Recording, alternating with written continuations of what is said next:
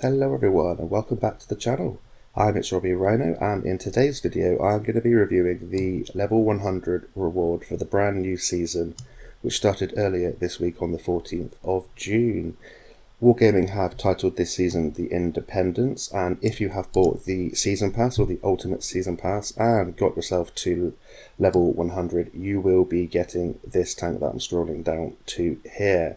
So this tank is the T-100. It is an Egyptian tank destroyer in Era 1, so that's post-war, of the Cold War game mode for the Independent Alliance, and this is where it ties in with that independent theme. So the T-100, as the name suggests, has a 100mm gun, and it is a very unique looking tank indeed, and it does play a very unique kind of gameplay as well due to some of the characteristics of this massive turret and the gun. So we're going to flick through a few of these pictures just for you to have a look close up at this tank, and as you can see, it's a very large profile tank destroyer with a very hefty turret.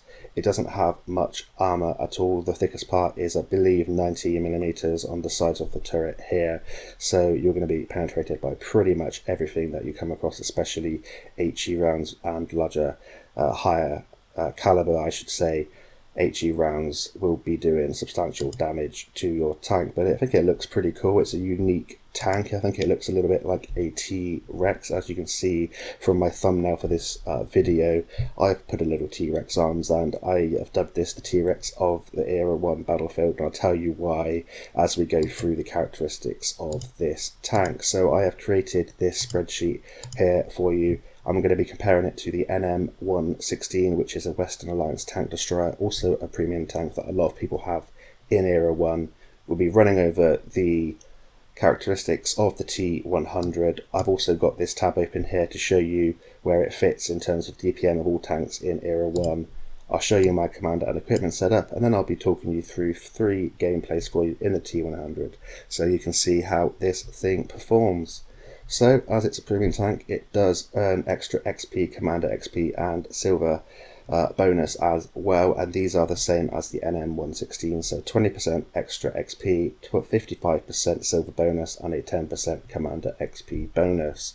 Now we're going to get on to talking about the characteristics of the tank then, starting with the hit points. So the T-100 has 1850 hit points, which is a little on the lower side, 50 less than the NM116, but it isn't all too bad really. You're going to be wanting to play this as a kind of sneaky tank destroyer sniper and roll, and I'll talk you through a little bit more about that as we talk through the statistics.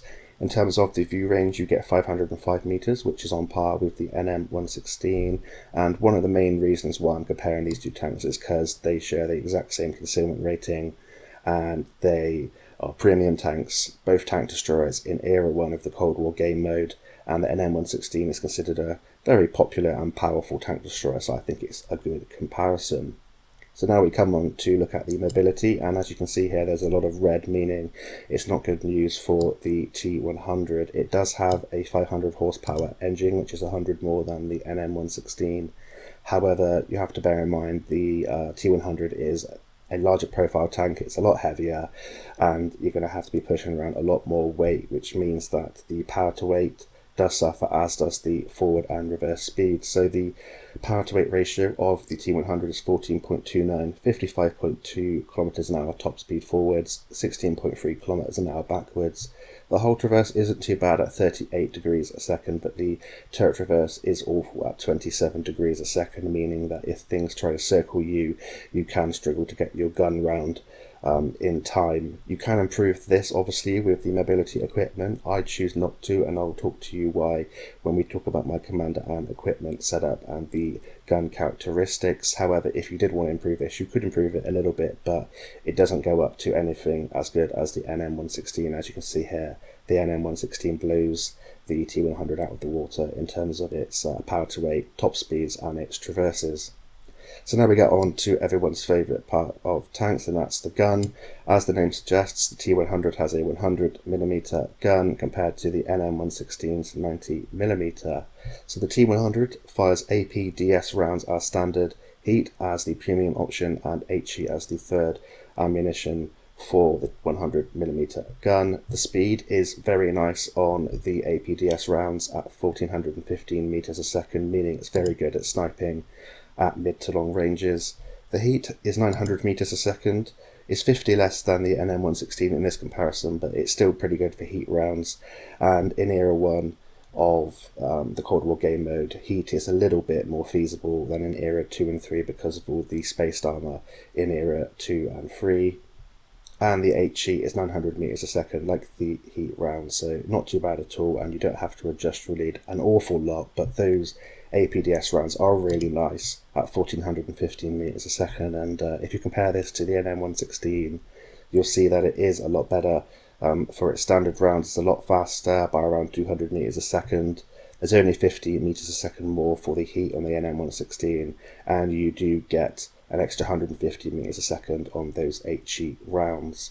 And now we come on to another great aspect of this tank, and this is the alpha damage, the penetration, and the DPM. So on the standard APDS rounds, it's 302 millimeters of penetration. On the heat rounds, it's 370, and on the HE, it's 80 millimeters of penetration. The alpha damage is 440 for the APDS and the heat, and it goes up to 580 should you be able to penetrate those HE rounds, and you probably can quite often in Era 1 with a lot of the light tanks that are running around, but yeah, you just have to try and hit them with that 900 meters a second, but practice makes perfect, and if you do, you get that alpha damage up by 140 to 580. Compare this to the NM116's 90mm.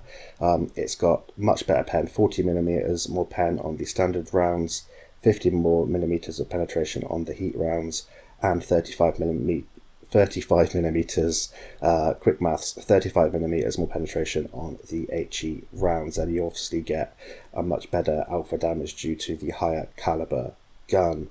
And now we get onto the gun handling and the DPM of the guns then. So as you can see here, there's a little bit of red for the T-100, but the gun handling, you would expect it to be slightly worse than a 90mm like on the NM116, and it isn't bad news at all. The aim time is 2.1 seconds, the accuracy is 0.33, the base DPM is 2587.2, which is really nice, and I'll show you where that compares in comparison to all Era 1 tanks in just a second. Your base reload is 10.2 seconds.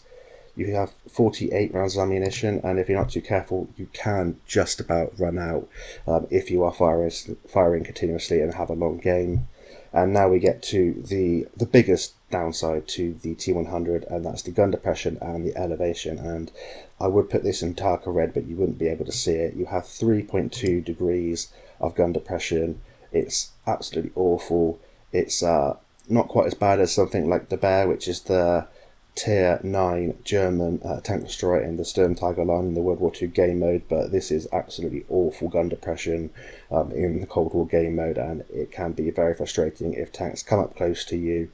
You can sort of get your shots or your gun down on them, and if they're circling close to you, you have to try and wedge your tank up to get your gun down, and the elevation is god awful at 9 degrees, meaning you struggle if you're going downhill to fire above you.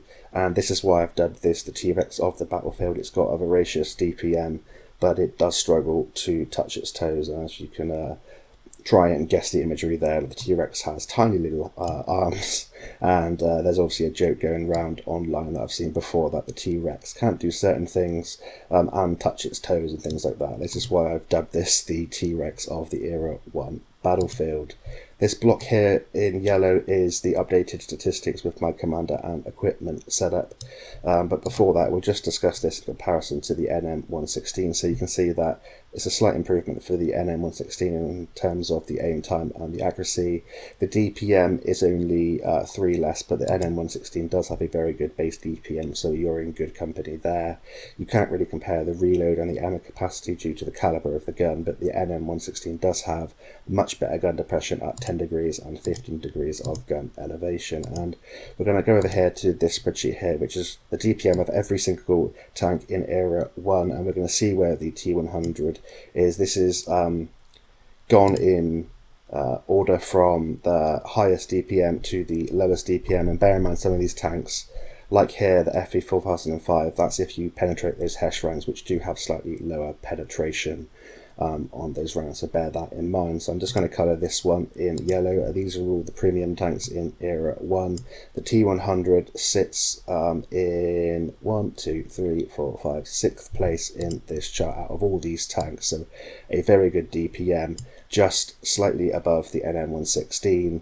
The things that are better than it are the M41A1 Walker Bulldog with its 76mm, the PT76 if you choose the 57mm, which has very poor penetration, the Scorpion with its 76mm, I believe that's firing those HE rounds that you're not going to penetrate every time, and the Scimitar, which has a 30mm, and I'm pretty sure that has pretty poor penetration as well. So you're looking at top level Era 1 DPM on this T-100. So I have chosen, with my commander and equipment setup, if we head back over here, to improve every aspect I can about the gun handling and the DPM, and that's why I haven't chosen to boost the engine power or the top speed or traverse with the mobility equipment. So equipment wise, I run advanced concealment, advanced loader and improved ventilation, and on my commander I run 6th sense, born leader, rapid loading, steady aim, snapshot, run and gun, camouflage expertise, muffled shot and green thumb.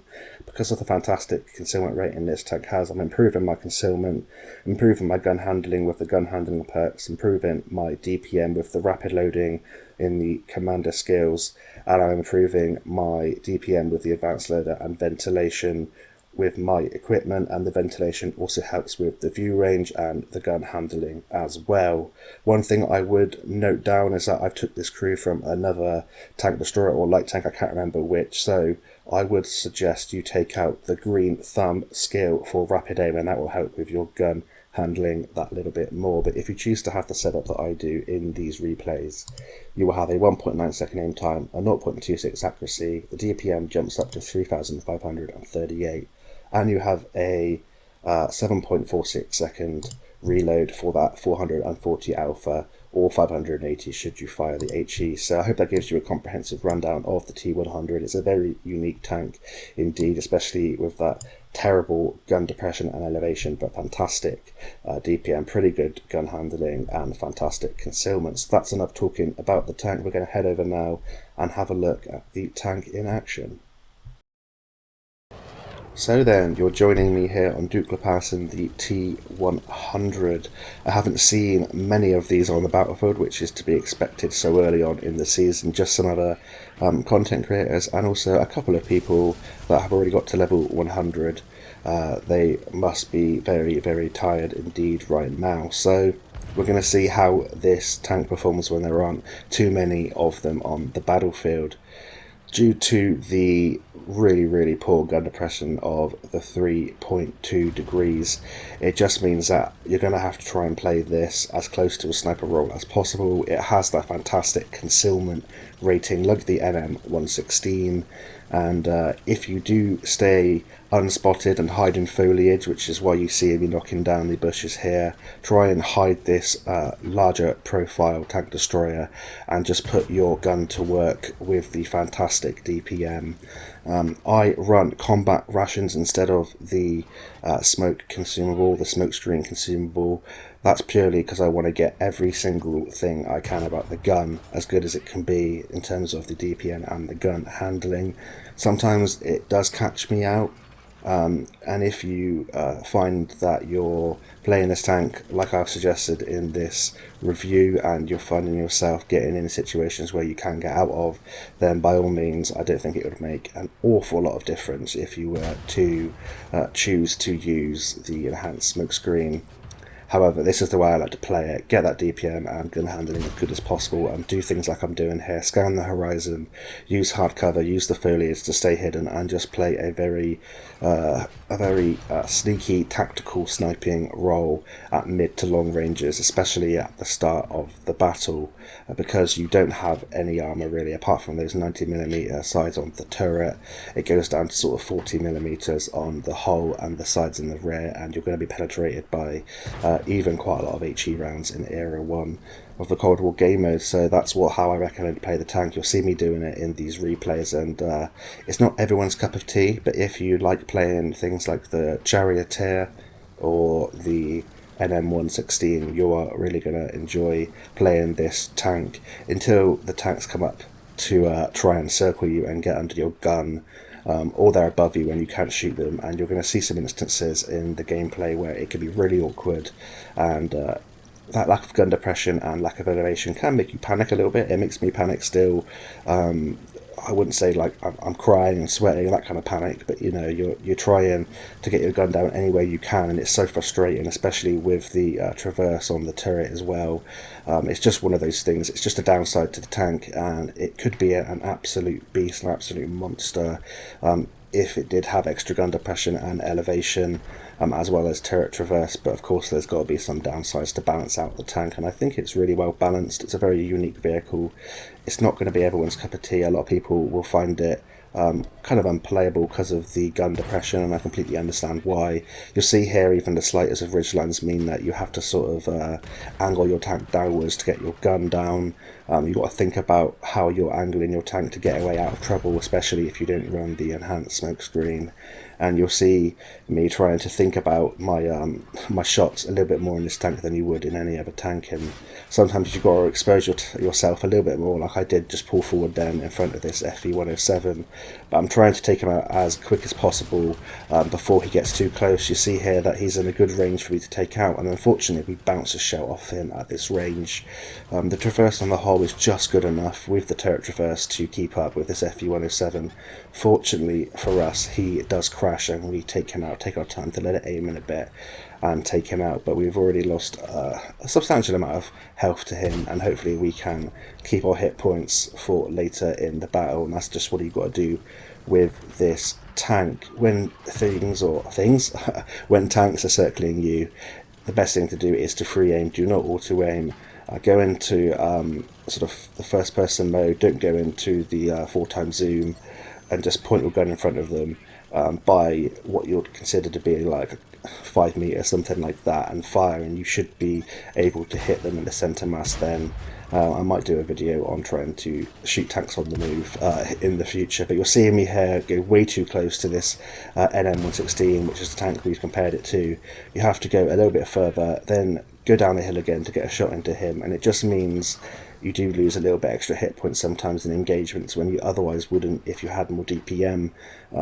Unless you're a better player than me, then you wouldn't get yourself into those situations anyway. But it's nice to see that this gun can get you out of bad situations because of the high alpha damage and the fantastic DPM that the T-100 has. And it's nice to see the Independent Alliance getting some more tanks in, and it sounds as though from the streams that have been happening we're going to be getting more Independent Alliance tanks coming during this season and in the future, so that's really good news. And you're seeing here that the gun can be a little bit derpy at longer ranges sometimes if you don't let it aim in all the way.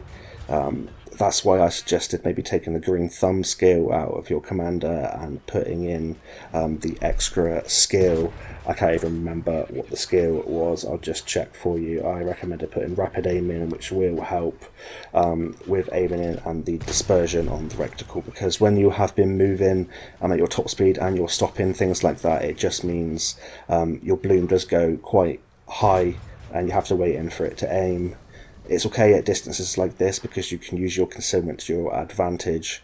And here I'm not using the foliage, their attention's elsewhere, so I feel pretty comfortable, but I've always got an escape plan. I'm angling my tank to the side, I haven't got any armour anyway, and I'm trying to fire as many shots in as possible until I get spotted, because this game, as you can see, is very close. It's just me and a light tank versus 5 enemy tanks, 4 of them being heavy tanks and 3 of them being in the same platoon by the looks of it, so it's going to be a hard one to take. Unfortunately we get a shot there on the Leopard prototype, the Type 773, but it bounces. That's sometimes the nature of APDS, APCR, APFSDS. It bounces off angled armour, whereas he would have probably gone through in that location, or most definitely would have gone through, but I just prefer the shell velocity on this gun. And you can see here the DPM is helping me take out tanks as quickly as I can to help out my friendly light tank. He probably should have ran and just spotted from a distance, and I now probably should have gone away from this location because they all know where I am, but I was just trying to take one more tank out before I moved away. And here's where the gun depression and the mobility is going to mean that I'm struggling to fight my way out of this situation. And I could have done it if, spoiler alert, I could have done it if I was a little bit more sensible and got away a little bit quicker. However, it looks like I'm just going to get one more shot in during this game, and that's going to be it for this game. But we still had a pretty good result nonetheless. Maybe we can get one last shot in on the M103A1, but we don't, unfortunately. But we managed to do 6k in an Era 1 tank destroyer, which is really nice, and that should give us a nice silver boost as well. So we finished with 172,000 silver, 5 kills, 6k direct damage, 42 assistance in a defeat. We also blocked 1,000 damage somehow with this tank. Don't expect that to do that every time, but you're seeing here the fantastic damage output this tank could have, but also the downsides with the gun depression. So we're going to head on now into the second replay, and I'll talk you through a little bit more about how I'm playing the T-100. So now we're into the second gameplay of today's video. We're here on Redshire, which is a good map for light tanks, but also a good map for tank destroyers, and we're going to be able to use our light tanks vision to try and stay hidden on the center ridge and just snipe at what we are seeing and use our hit points later on to try and take this game down if we can do. And you're going to see the struggles of ridge lines and the T-100 here. You're going to have to expose yourself on top of these ridge lines a lot more than you would in the NM116 or any kind of tank that has any kind of decent gun depression or a lower profile tank. So you've got to think a little bit more carefully about the flatter ridge line, which is why I'm going over here to this sort of E3 location. I'm just going to pop over the ridge line, and this is the full extent of my gun depression there, trying to get the gun down and get an early shot in, which we do manage to penetrate. And if you hit something, you more than likely penetrate. I know in the first replay you saw me bounce off the Leopard prototype and I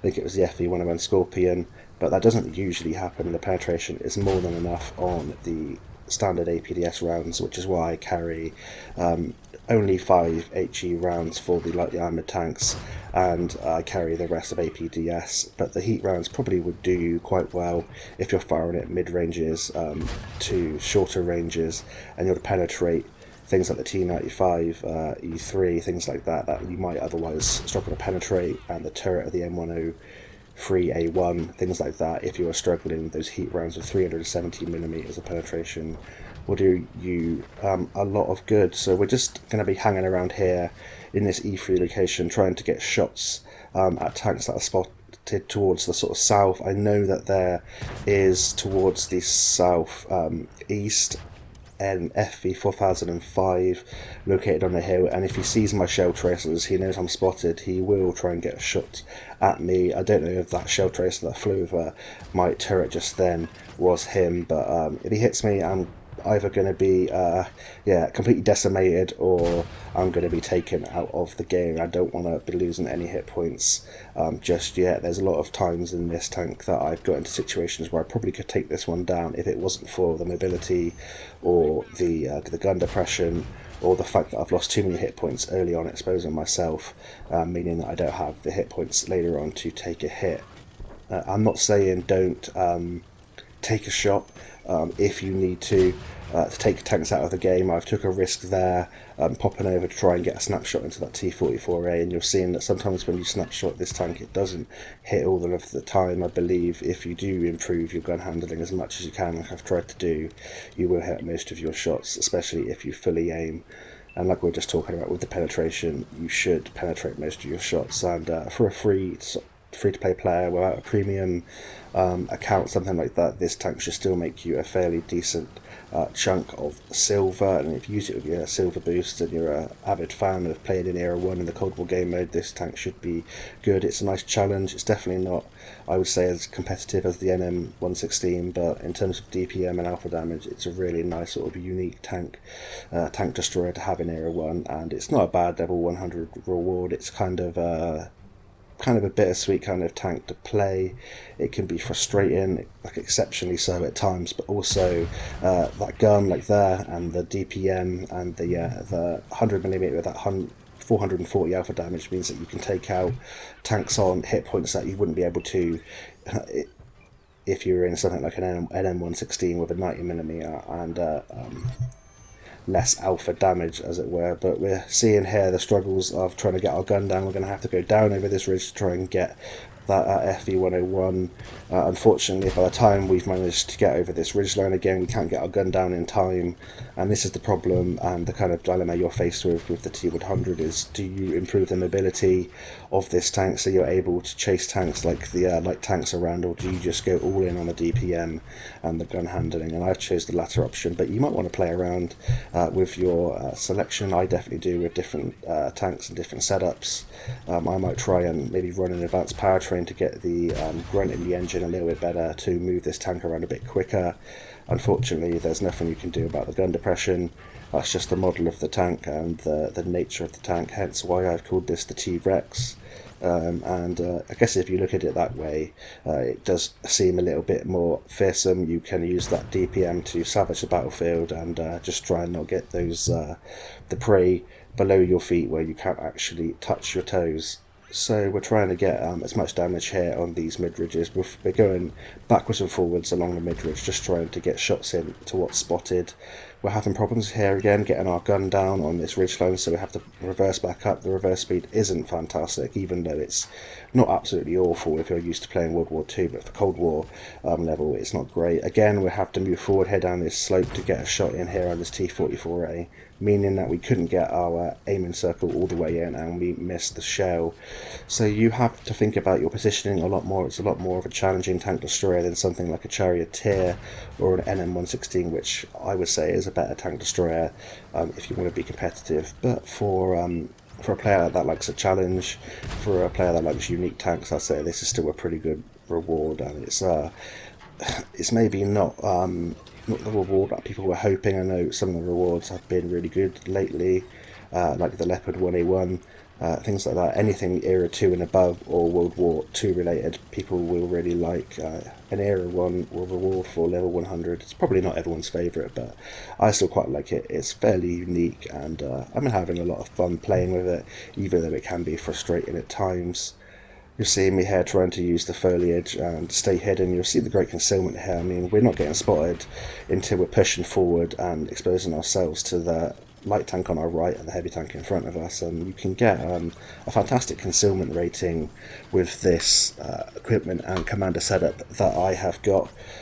Like I said in the comparison with the stats, it's the exact same concealment rating as the NM116, so if you were to use this setup, you'll have a still concealment rating of 156 meters, which is really nice. You can sneak up on people if you do use the foliage. Just bear in mind that you are a larger profile tank than the NM116 and a lot of the other light tanks that are in the game. And if you wanted to know the view range with this setup, it goes up to 559 meters, which is more than enough to outspot pretty much every medium tank and heavy tank, and even sometimes the other tank destroyers and light tanks, depending on what crew they have. One good thing about the boosting with the combat rations, apart from the gun handling, is to boost your view range in situations where you're trying to outspot your opponents, as you'll see me doing here, and it does mean that your gun handling is better when you actively boost it, and you also get that passive boost as well. So play around with your equipment and your commander setup, and you might find something that works better for you than what I've suggested in this video. But I do recommend trying to boost that DPM up as much as possible, because it is already very good, and it is sort of in the top level Era 1 DPM. So in terms of this game here on Rodshire, I'm not sure who Rod is, but it's definitely not his, it's Redshire, and we are 7 against 9. It's a very close game. I'm going to try and maybe use some of my hit points at some point during this game to take a shot if I need to get a tank out of the game and get the numbers in our favour. But you're seeing me here just pull back ever so slightly. I'm going to get a shot in as this M47 fires.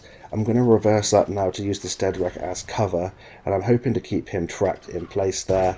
Unfortunately, I don't know if we had a little bit of lag there, we just fired too late. I don't know whether I was distracted by something, but I was hoping to keep him tracked, and even with this high caliber, higher caliber gun for Era 1, you can keep things tracked with this reload. It's a really nice reload on the T-100 at 7.5 seconds with this setup.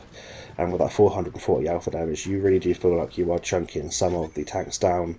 I've been rolling above 500 occasionally, which is really nice. And yeah, it does feel like you're making a big impact, and you are firing quite consistently with 7.5 seconds on your reload. You'll see me here using the hills to get my gun down, but then you're seeing here the problems with the gun elevation. I'm going up the hill to try and get a shot on this tank that's towards the south of the map. I've lost him with the true vision system, and then I realise that FE 4005 is still in play, and I really don't want to expose myself on that ridgeline to the FE 4005 because he'll take 3/4 of my health in one shot, maybe even set me on fire with his 183mm gun or Armour or something like that. So we take the time there to get a shot into the tracks of that Centurion 5-1. Unfortunately, he's not fully upgraded and using the smaller gun by the looks of it. We track him in place, so I was hoping to get some assistance out of that. And that's a good example of a trade you can make in the T-100 in the latter stages, the sort of mid to latter stages of the games. Make trades with your hit points. Don't be afraid to take a shot if it means you're going to win the game.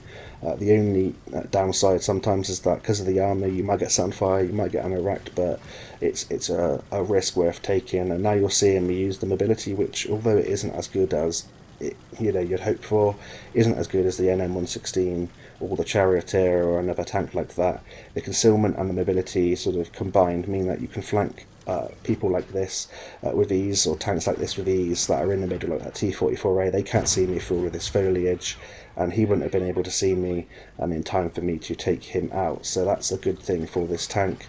Although the mobility isn't great, it's good enough, and I think yeah, it's very well balanced. It's just a shame that not every tank is very well balanced, meaning that some are much better than others. And you'll see there, when you fully aim on that shot on that M47, you do hit more often than not when you are fully aimed, and even snapshots do work occasionally. It's a shame that we didn't take out that Centurion 5-1 here, and I'm just trying to flank around down the 8 line. I'm hoping to get up to the side of these tanks that are in the middle.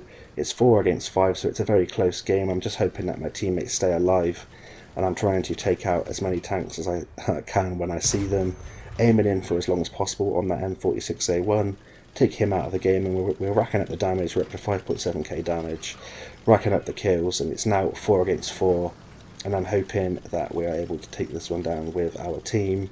I noticed that there's a low health Centurion 5-1 that we missed earlier over there, so I'm hoping to come around here and get a shot into him, but it looks like he's the other side of the hill.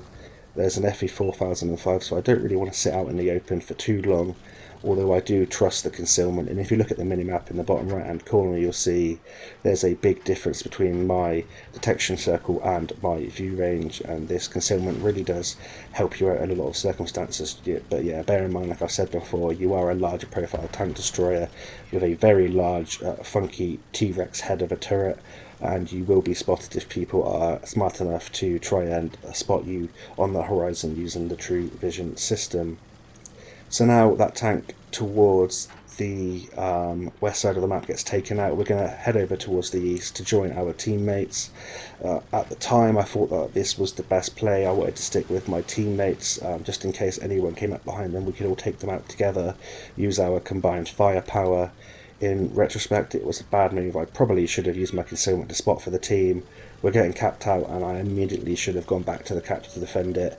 I forgot how quickly that you can get capped out with these spawns, and now it looks like I'm not going to be able to make it back towards our cap to reset. If anyone else gets in the cap, it's going to be game over, and even if they don't, it's going to be touch and go whether I'm even able to make it. There's going to be people on the ridgeline spotting me coming across trying to get the reset on the cap.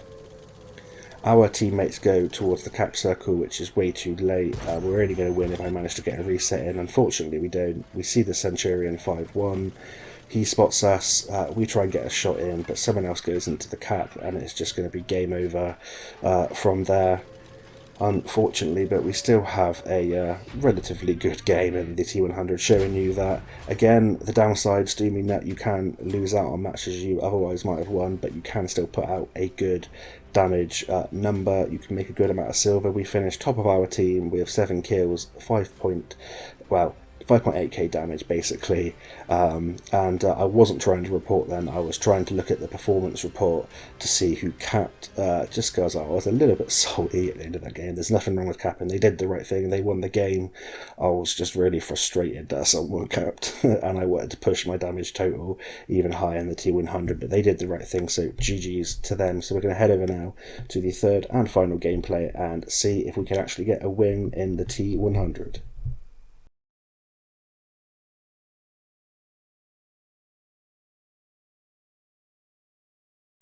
So we're now into the third and final gameplay of today's video. We're here in the T-100 on Dragon Ridge, and Dragon Ridge is one of those maps that can be the absolute best map or the absolute worst map for a tank like the T-100 with its terrible gun depression and gun elevation. And the reason for that is because of the really steep inclines, all of the undulations in the terrain. It just means you're going to struggle to get your gun down or gun up on a lot of tanks if they're at mid to close ranges, especially so on this map compared to others. But it can also be the best in certain situations, and the situations where it can be the best is when you find a situation where you can fire with impunity with your concealment, you're behind foliage, so with the true vision system you're almost undetectable even though you're a larger profile tank. And it means that you can just dip your tank over a ridgeline slightly and get your gun depression value to more than what you could ever imagine possible with a tank like the T-100. And it's very hard to find positions like this, but I'm going to show you a position that I really like on Dragon Ridge in a sneaky tank destroyer. And it works with a tank like the T-100 that has terrible gun depression because you can fire at really long ranges, and the 3.5 degrees means that you're effectively getting your gun down further than you feel like it should be able to. So I'm going to come to this location here in D4, knock down the tree here, pull back in case anyone saw me and they're trying to fire this location, and I'm just going to pop my combat rations, improve my view range, try and spot the horizon for tanks that I can shoot at. And then when I'm going to fire, I'm going to go forward into this bush, testing out my concealment rating here. We fire there at quite close proximity, and we don't get spotted. And now we're going to try and fire at all of the tanks that are located in the sort of G6, G7 location on that ridge line where they spawn and they come around that corner. And when I'm firing, I'm going into this foliage to try and block out as much of the shell tracer and my profile of my tank as possible. And I'm also trying to pull back when I fire, just in case anyone is trying to blind fire me or has spotted me, to use this wall to the left of me as cover. I'm not trying to knock down that wall, but knocking down this tree does give you sort of foliage cover, concealment cover from the left and towards the south of this map. And you're seeing me here, I'm firing with impunity.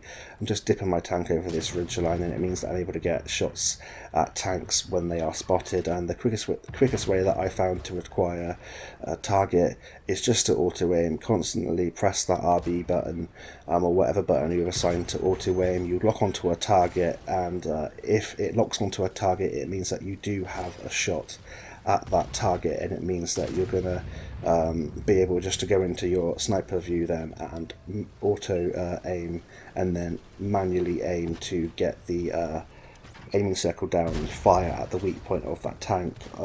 If you want to snapshot a shell, you can acquire a target, let it aim in, then fire without having to aim. But the best thing to do is to auto aim to acquire a target, get the aiming reticle over them like I have done here, and then manually aim to where you want to sort of put your lead or fire into a weak spot or something like that. You saw me take a shot here, so I took a few seconds out of this bush to make the enemy think that I was leaving, and then I've gone back in here and I'm going to carry on farming these tanks that are crossing towards the south. And this does require your teammates to spot for you unless you can see them with the true vision system, and that's one of the downsides to a sort of sniping tank destroyers, that to have an influence on the battle you either have to do a lot of damage, which this tank is capable of, or you've got to use the concealment yourself to go forward and spot. And you can do that in this tank. It just means that you're going to struggle to use your gun depression on a map, especially a map like this where there are steep inclines and you're gonna struggle to get your gun down on tanks that are below you. Like if someone come up below me this undulation, I wouldn't be able to shoot them. I'd spot them, but I wouldn't be able to fire back. And I've kind of found that this is like the perfect scenario for this tank, where you can fire at long distances. People are getting spotted. I'm going for the track here to keep that M46A1 in place. Hopefully he'll still be there when I fire again, but he just nips back. He must have a relatively good repair crew on his commander. But we're continuously firing this gun in this game. We're getting shots in pretty much every time we are reloaded. I'm missing a few shells. I probably wasn't completely adjusted to the shell velocity, even though I'm used to firing with good shell velocity. I was switching between tanks during this play session, and that's something that you, if you want to have a good game in a tank and you're struggling, when you're playing in a session and you're swapping between different tanks, if you just play a tank in a row for sort of more than 5 games, you usually get used to the shell velocity and the way the tank plays, and you usually find you have a better win rate and a better game in that tank than if you were swapping between tiers, tanks, eras, that kind of thing. So you saw there that FE 4005 come up from behind me, and he didn't spot me until we fired at such a close proximity, and that shows you the absolutely insane concealment on a tank that has such a large profile like this. I've waited till both of those FE 4005s are fired. I know they've got a long reload. I can go forward, take one of them out, and I'm using this cover here to back away. We've got them spotted, we've got their cap, and we've already got a decent damage total and assistance total. We're going to keep them spotted. We're going to come around the side here. It looks like we're going to cap this one out. We're going to try and get our gun on a tank quickly and snap a shot in here on this Type 773, which is the Leopard prototype. We managed to get one more shot in to end the game, and our team capped that one out, and I was just thankful to get a win to show you in the T-100, because we had some good damage and now we have the win. And you'll see here that boosts our silver earning up to 190,000 silver, so just under 200,000 silver profit.